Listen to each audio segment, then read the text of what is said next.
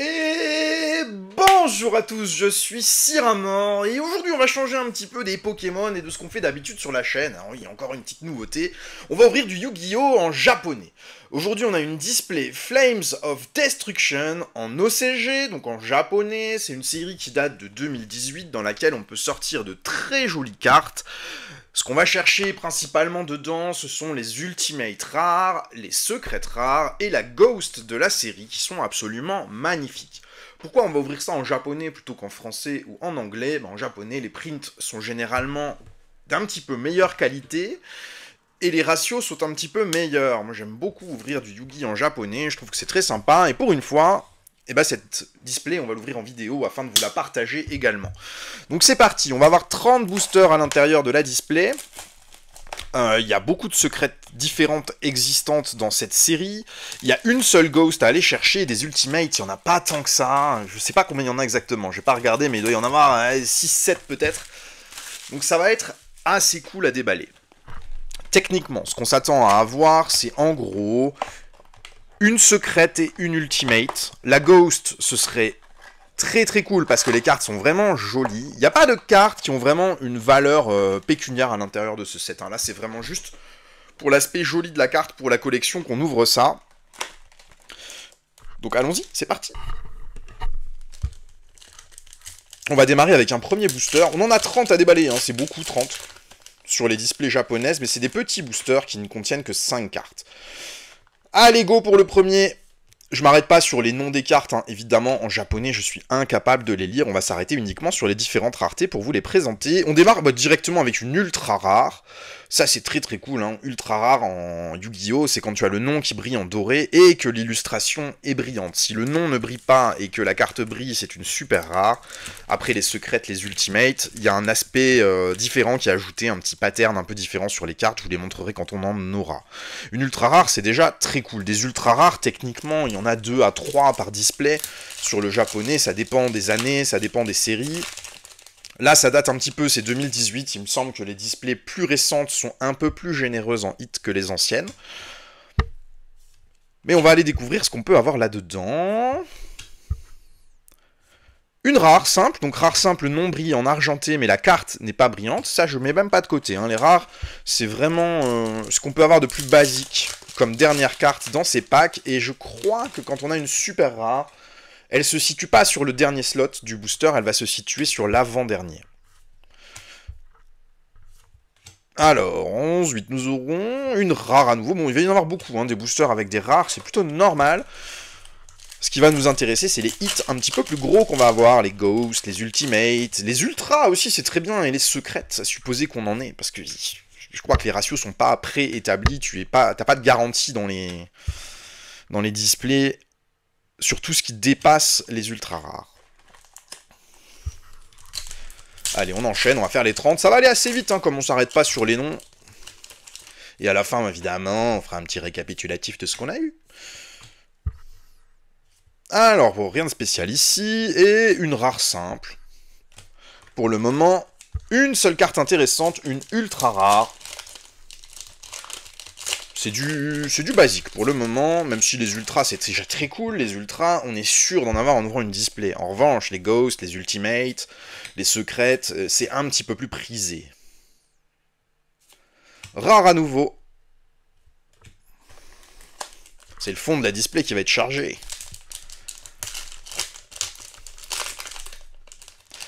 Allez, on enchaîne, c'est reparti. Tout ça c'est des communes. Rare à nouveau. Les Ultimates, c'est la rareté que je trouve la plus jolie. Les Ghosts, en japonais, j'en ai pas eu en main. Pour l'instant, j'en ai pas tiré. Les Ultimates, on en a déjà tiré quelques-unes, des secrètes aussi, même des quarters, des prismatiques, tout ça sur des séries qui en contiennent. Ici, il y en a pas. Tiens, super rare, et celle-ci est très cool. C'est la super rare la plus prisée du set. Attends, j'ai plus son nom. Ibli le corrupteur, non? Ibli le corrupteur, chevalier du cauchemar, en super rare, ça c'est très très bien. Et une rare derrière. Donc celle-ci en super, ça me va bien. On lui met sa petite sleeve.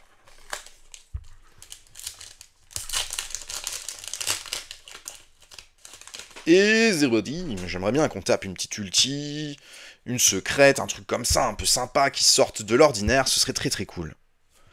Rare classique.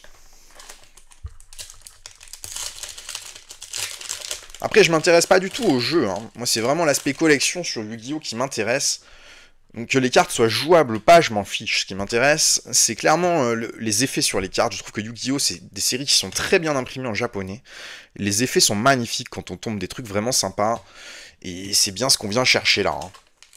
Et sans parler de valeur de carte, parce que si on s'arrête juste sur la valeur de la carte, il n'y a aucun intérêt à ouvrir cette display. C'est une des séries qui contient les cartes les moins chères de cette époque.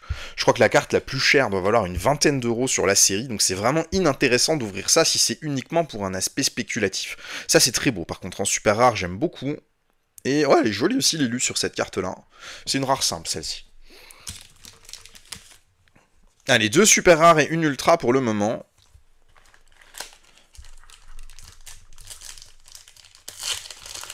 Et on va aller chercher ce qui sort un petit peu de l'ordinaire. Pour l'instant, rien de particulier, hein. C'est ultra rare ce qu'on a sorti de meilleur. On devrait en avoir d'ailleurs au moins une autre sur la display. Rare encore.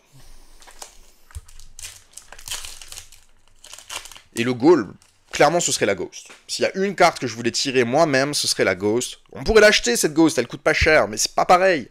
C'est toujours mieux de la sortir soi-même. Allez, petite super encore, ça c'est cool. Et derrière on a une rare standard. Je suis pas sûr qu'on puisse taper une super et avoir derrière un second hit en Yu-Gi-Oh! Je crois que c'est assez contrôlé ça sur le Yu-Gi-Oh! En japonais, et à partir du moment où t'as un hit, si t'as une super, t'as rien de plus. Mais comme il y a plein de boosters où tu n'as rien, il vaut mieux avoir une super que rien. Allez, c'est reparti. Pas de super ici, donc peut-être un truc derrière. Oh, c'est une secrète. Secrète rare. On voit la brillance, c'est pas du tout la même. T'as toute l'illustration qui brille avec des stries. Et le nom brille en argenté, mais avec un effet supplémentaire. Donc ça, c'est une secrète rare. Très très cool. Première secrète. Donc on a déjà une secrète sur cette display. Et ça, c'est sympa. Je crois que c'est Gobelin Chevalier du Cauchemar, cette carte. Si je ne me trompe pas. C'est une des meilleures secrètes en plus de la série, hein. Derrière Ibli qu'on a eu en super rare tout à l'heure. Donc on est content d'avoir cette carte-là, c'est très bien, c'est très très bien. Moi j'aimerais bien taper une petite Ultimate, ou la Ghost en plus, pour être vraiment au top. Mais déjà très content de cette secrète. Rare.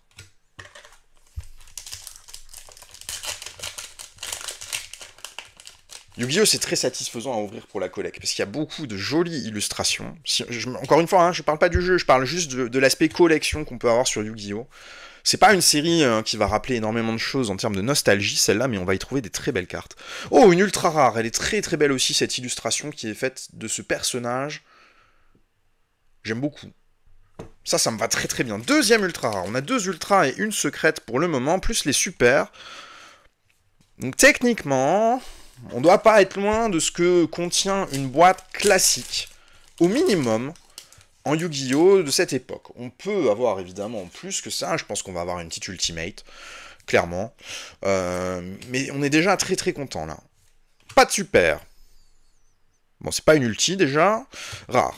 Ultimate, on le voit au bord, hein. Le bord est un petit peu plus brillant. Donc je pense que quand on aura une Ultimate, supposé soit qu'on en ait une, on le verra assez rapidement dans le booster, dès qu'on arrive sur la dernière carte, ça va se voir. Et de nouveau le Colisée, là je sais pas son nom à cette carte. En rare, on l'avait déjà eu. C'est des petits sets, hein, il n'y a pas beaucoup de cartes, il y a 103 cartes dans la série, donc en ouvrant une boîte, tu as 150 cartes dans une boîte, tu complètes quasiment toutes les unco rares. Après, c'est les grosses raretés qui vont être plus difficiles à aller chercher, si tu veux tout compléter, mais pour les petites cartes... Oh, encore une ultra. Et celle-ci, c'est le bonhomme de la boîte, hein. Donc ça, c'est très très cool. J'aime bien quand on tire la carte qui est représentée sur la boîte. C'est pas nécessairement la carte la plus chère, ça c'est Trisbaena topologique, en ultra rare, qu'on a eu. C'est celle qui existe en Ghost, qu'on aimerait beaucoup sortir en Ghost. Elle existe en plusieurs raretés, cette carte. On peut l'avoir en ultra, on peut l'avoir en secrète également, et en holographique. Attends, je vérifie juste ce que je te dis là, Trisbaena, si c'est bien ça. Parce que je... Pas que je te raconte des conneries, mais je crois bien que c'est ça. C'est bien ça. En ultimate. Elle n'existe pas en secret, autant pour moi. Elle est que en ghost.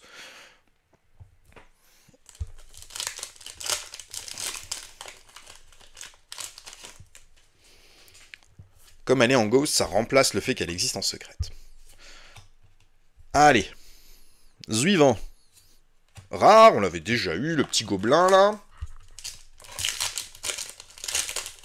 On a pas mal de hits hein, pour l'instant. Franchement, la display, elle donne bien là.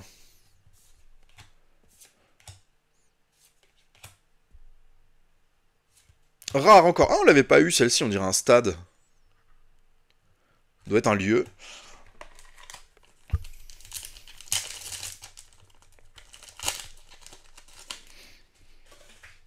Allez, le panneau solaire.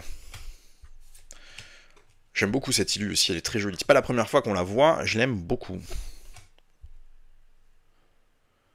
Et à nouveau une rare standard. On commence à avoir des doublons sur les rares. Hein. C'est pas la première rare qu'on a déjà en double. Mais comme c'est des petits sets et qu'il y a beaucoup de cartes dans une display, on complète assez rapidement tout ce qui est commun. Parce qu'on va avoir plus de mal à compléter, et c'est bien normal, c'est toutes les raretés qui sont au-delà. Même les super rares sur une display, on les a pas toutes, mais on en a déjà beaucoup.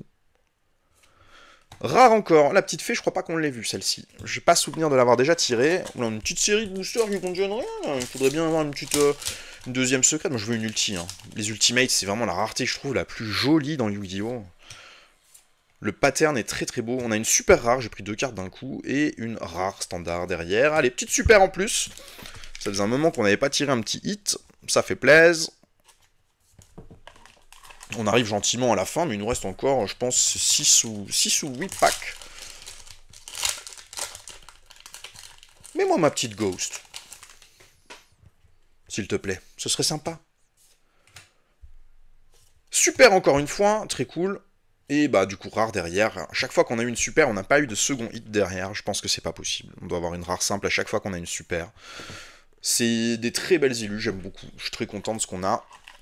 La seule carte qu'on a pour le moment qui sort de l'ordinaire, c'est une secrète. Il nous faudrait une ulti en plus, ou la ghost, et on se sentirait vraiment, vraiment bien en termes de chance sur cette display. Ah, ouf, ouais, je crois que ça c'est une ultimate. Hein. Il y a très peu de chances que ça en soit pas une. Oui, ultimate. Oh là là là là, voilà, c'est ça qu'on veut, là. Ça brille complètement différemment, ça c'est magnifique. Très très belle ultimate. Les effets qu'il y a sur la carte, ça c'est absolument magnifique. C'est pas des cartes qui valent cher, hein. Encore une fois, on ne parle pas d'argent. La carte là vaut sans doute moins cher que l'ultra rare qu'on a eu du petit bonhomme qui est sur la boîte, là, le Trisbaena. Mais on s'en fout. Elle est splendide la carte, elle est magnifique. Et c'est vraiment ce qu'on vient chercher quand on ouvre du Yu-Gi-Oh! En japonais, c'est des cartes avec un print qui est exceptionnel. Il est même très probable que cette carte-là, je l'envoie chez CCC par principe, pour l'avoir en boîtier, parce que je trouve ça vraiment très joli. Donc c'est notre deuxième hit, en plus des ultras et tout, donc très très très bien. Je sais pas son nom par contre à cette carte, attends, je regarde si je la trouve. Ah bah c'est Tiamaton, Dragon de Fer en ultimate. Et purée, on s'en sort bien, c'est la meilleure ultimate en termes de valeur. Hein. J'ai Card Market qui est ouvert à côté juste pour avoir les noms des cartes et pas raconter de conneries sur les plus grosses cartes. Mais tu vois, l'ultimate la plus chère, elle vaut 6 €. Donc c'est rien, ça ne vaut rien. Allez. Une rare standard. Oh, je crois pas qu'on l'ait tirée, elle est très jolie aussi l'illustration de cette carte.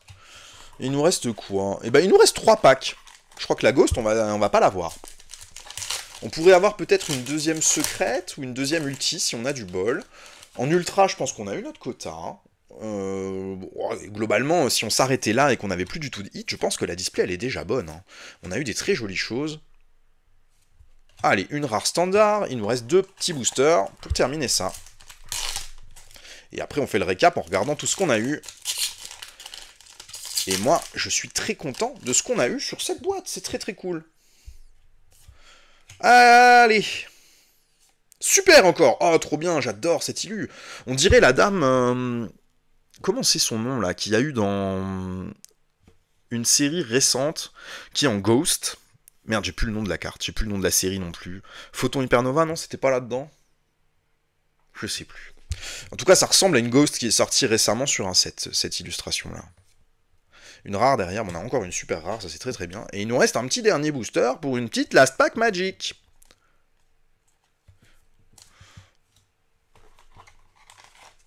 Allez, c'est parti. Last Pack Magic.